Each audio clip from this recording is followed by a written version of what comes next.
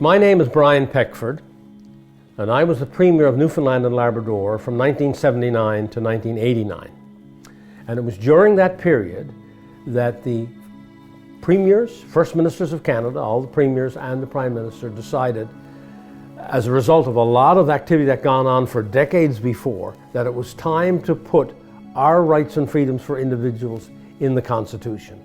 Up until then, our rights and freedoms were at the whim of political expediency, at the whim of majority governments, because we did not have anything in writing. So it was up to custom, it was up to common law, British common law, and so it was a very uncertain thing for the individual. Do I have individual rights and freedoms or don't I? And it would all depend upon how the British common law read for over the years and how custom had developed.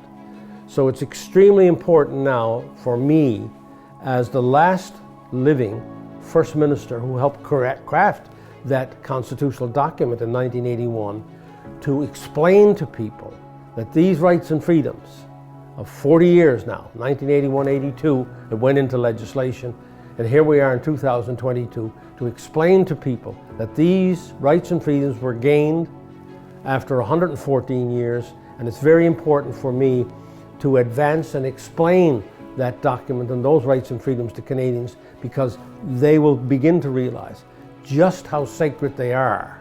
We know from the American Constitution how sacred they are for Americans. They've had them since 1791 written down. We've only had them for 40 years.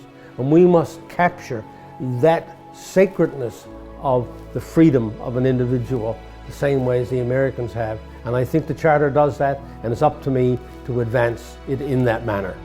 And I think people, through your organization, through We Unify Canada, have to understand the basic principles and rights and freedoms that are in the document, the Charter of Rights and Freedoms, which are really the freedom of speech, conscience, and religion, the freedom of assembly, the freedom of association, right? The freedom of life, liberty, and security of the person, and equality before the law. Every Canadian is equal before the law. So once they identify and understand those four concepts and use them, and that's how simple the Charter really is. These are individual rights and freedoms that this document protects us. This is how this document protects us. And that it's only 40 years old.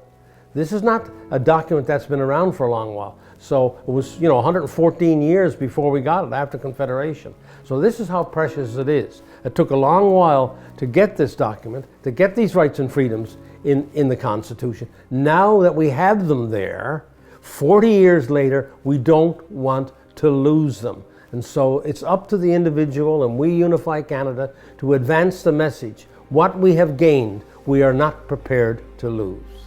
There are quite a few doctors out there now who understand that the early treatment, all the way to vitamin D, there are studies that show that people who had the adequate levels of vitamin D had lower hospitalization rates than those that didn't have the right rates of vitamin D in this particular virus. So early treatment, right to the common vitamin D that everybody knows has no side effects whatsoever, and quite a few other drugs that we know that have been used for 30 and 40 years.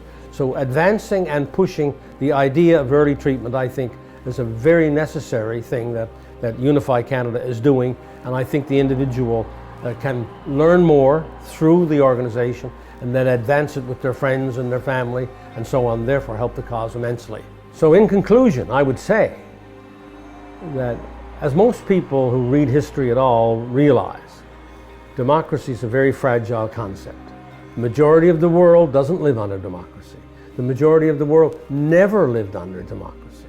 Now we've had democracy for a number of decades, and it looks like it's in decline.